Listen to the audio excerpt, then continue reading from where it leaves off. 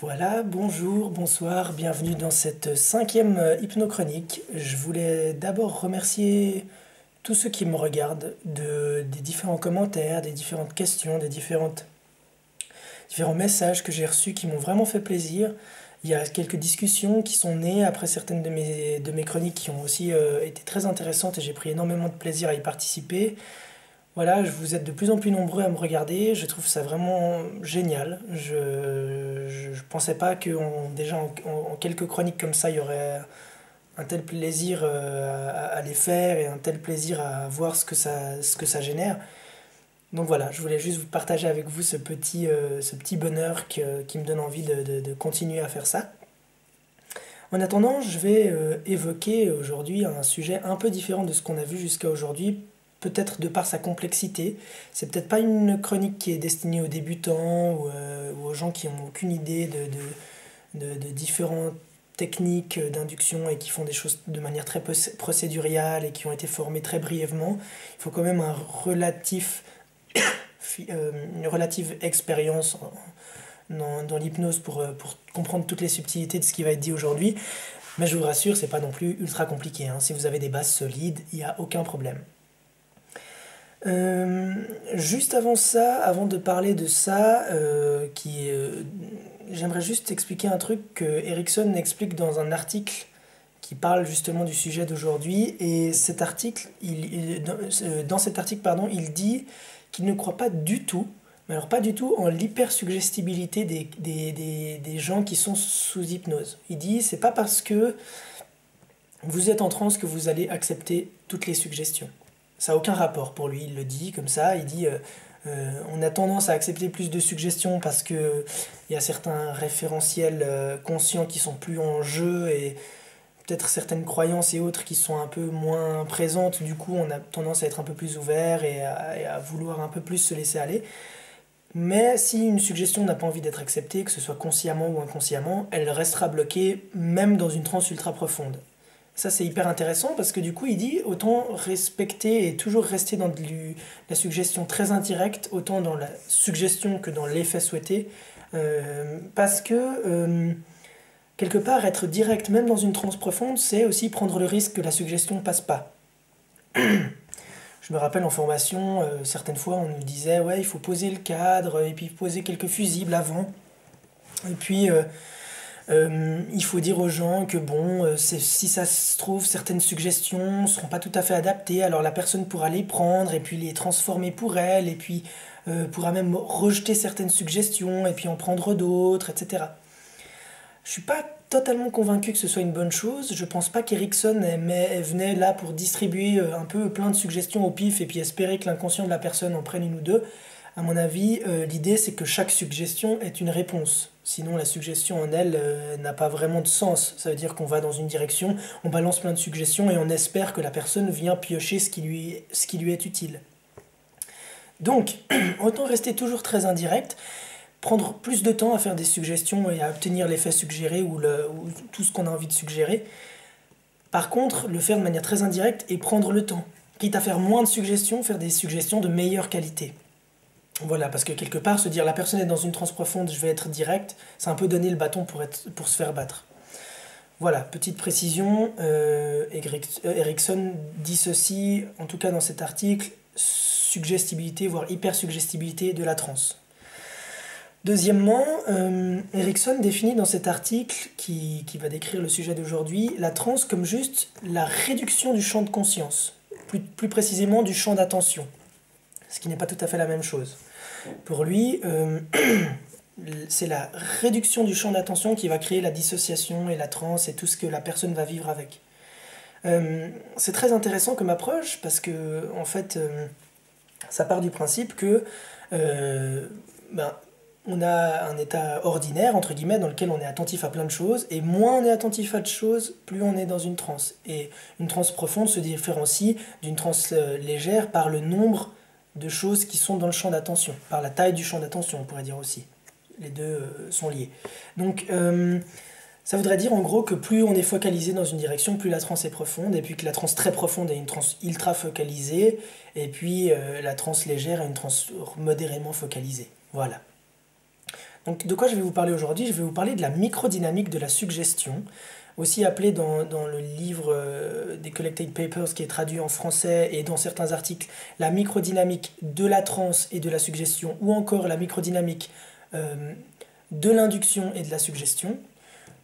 Tout ça c'est des mots, hein, mais voilà. Si jamais vous avez envie de vous y intéresser, allez-y. Moi j'ai très très peu entendu parler de ça.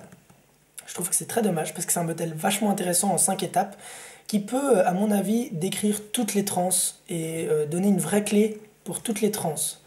C'est un truc qu'on voit peu passer, mais qui est, à mon avis, très utile et bien utilisé, qui est vraiment très puissant. Erickson coupe un peu ces 5 étapes en 3 premières étapes et puis 2 dernières étapes. Donc, il dissocie un peu tout ça. Il dit, en gros, les 3 premières étapes, c'est à peu près l'induction légère et un peu ce qu'on peut appeler voilà, un début d'induction, en tout cas aujourd'hui. Et puis, les 2 dernières étapes, c'est un peu l'approfondissement de la transe. Quelles sont ces 5 étapes? Alors, la première étape qui est très intéressante, que Erickson décrit, c'est la fixation de l'attention. Il dit, avant de mettre quelqu'un sous hypnose, il faut déjà fixer son attention. Moi, j'irais même un peu plus loin, si j'ose préciser ça, mais ça me paraît aller de soi, donc il ne le précise pas parce que ça va de soi. Avant de fixer l'attention de quelqu'un, il faut la capturer, son attention.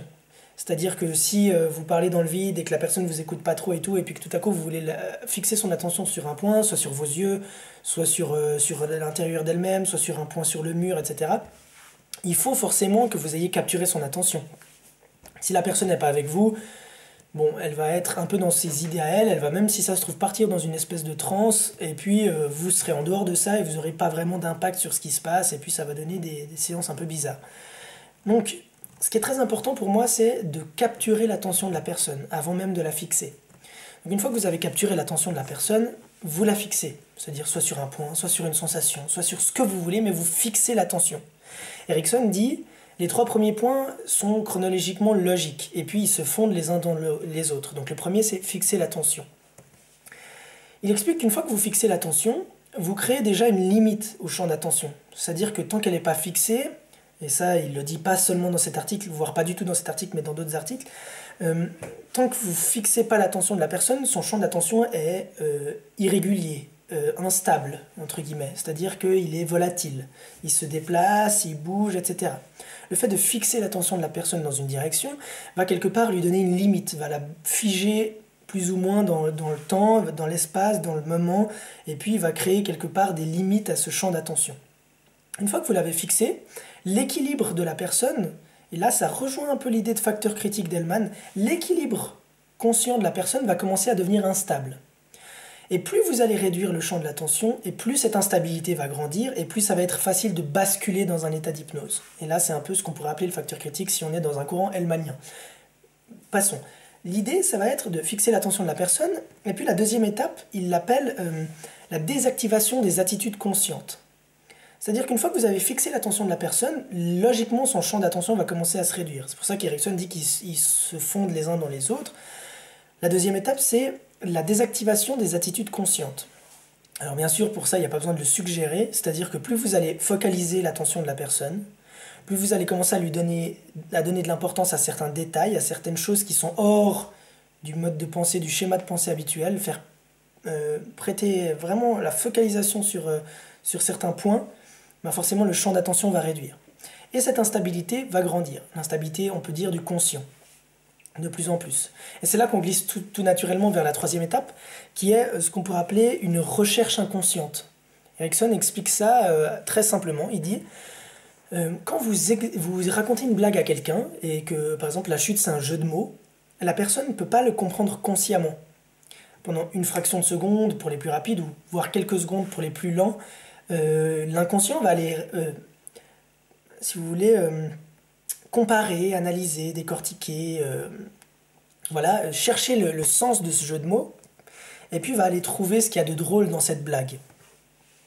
Donc voilà, il dit, ça c'est une recherche inconsciente. Donc premièrement, vous racontez votre blague, deuxièmement, vous arrivez à la chute, troisièmement, la personne va chercher la réponse et pourquoi la blague est drôle, quatrièmement, l'inconscient comprend le sens de la blague, envoie l'émotion, l'envie de rigoler par exemple, et cinquièmement, la personne rigole. Voilà, ça c'est... voilà. Mais l'étape où la personne a été chercher la compréhension de la blague, c'est une recherche inconsciente. Et Erikson dit, ça c'est le point clé des 5 points pour passer dans une transe. C'est-à-dire qu'une fois que vous avez fixé l'attention, une fois que vous avez commencé à réduire le champ de l'attention, ce qui vous manque quelque part, c'est de commencer à couper ce qui reste dans ce champ d'attention, qui est de plus en plus réduit et qui relève du conscient. Pour vraiment que le conscient soit dans une instabilité maximum, il faut lui enlever ses repères habituels. Donc il faut arrêter il faut couper toutes les attitudes conscientes, qui sont d'analyser ce que la personne dit, de se poser des questions, etc. Et pour ça, vous pouvez le faire de plein de manières, par la confusion, le double lien, enfin tout ce que vous voulez, certaines suggestions, ça c'est de la technique de base, c'est à vous de le faire, mais l'idée c'est de, si vous voulez, casser les différents schémas de pensée habituels. Une fois que ça c'est fait, l'instabilité du conscient est telle que ça devient, et Erikson le dit de manière comme ça devient un équilibre tellement instable que c'est très facile de soit le contourner, soit le transformer, soit carrément de le faire basculer ou de le rompre cet équilibre juste par la suggestion et par certains mécanismes. Et c'est là que rentre en compte la 4e étape qui est, on pourrait dire si vous voulez, l'émergence de l'inconscient. Jusqu'à maintenant on s'occupe de réduire le conscient, on s'occupe de faire taire un peu le conscient, de réduire son champ, d'enlever un maximum de choses là-dedans, pour créer de plus en plus d'espace pour l'inconscient. Une fois que le champ de conscience et d'attention est vraiment réduit, tout le reste s'ouvre un petit peu, et c'est de là qu'il faut commencer à faire naître des choses inconscientes. On a déjà un peu lancé le truc en créant des recherches inconscientes. Donc, petite parenthèse, parce que j'ai parlé de la blague. Bien sûr, l'idée, c'est pas de faire des blagues à vos patients et puis d'espérer qu'ils rentrent en transe. L'idée, c'est qu'à l'étape 3, il faut poser des questions, focaliser l'attention des gens sur des souvenirs, sur tout ce qui va pouvoir entraîner une recherche inconsciente. Aller chercher une émotion, aller chercher une sensation oubliée, aller chercher ce genre de choses. Tout ce qui n'est pas accessible directement dans la seconde par le conscient, mais qui entraîne un vrai processus inconscient avant de donner une réponse. Donc voilà, ça c'est l'étape 3, j'avais pas vraiment précisé, je m'excuse, voilà. Donc étape 4, ça va être un peu l'émergence de l'inconscient, ça va être de créer, si vous voulez, des processus inconscients. Et à ce moment-là, on va commencer les suggestions un peu plus basées sur les effets hypnotiques. Ça va être des choses du style, à un moment donné, vous allez sentir, etc. Ça peut aussi être de la ratification, de l'amplification, etc. La tête penche, blablabla, etc. Toutes ces choses-là que vous allez utiliser pour commencer à créer des mouvements soit idéomoteurs, donc des signalings, soit carrément des effets un peu plus... bon, c'est aussi entre guillemets idéomoteur, mais ce que je veux dire, c'est que ce serait des effets un peu plus dans la durée. Ça va être plus la transe va s'installer, plus la tête va pencher sur un côté, etc. De manière plus indirecte, évidemment. Ensuite, la 5e étape, ça va être la réponse hypnotique. Donc, il faut vraiment voir ça comme un glissement. Je reprends juste les 4 premières étapes. Première étape, on prend l'attention de la personne et puis on la fixe quelque part, dans une direction. Deuxième étape, on commence à réduire le champ de l'attention de la personne en désactivant, si vous voulez, ses attitudes conscientes, tout ce qui est de l'ordre habituel du conscient, qui va encourager la réduction de ce champ de conscience et augmenter l'instabilité du conscient. Troisième étape, ça va être de commencer à enclencher des processus de recherche inconsciente par le questionnement, par ce genre de choses, et par la suggestion indirecte.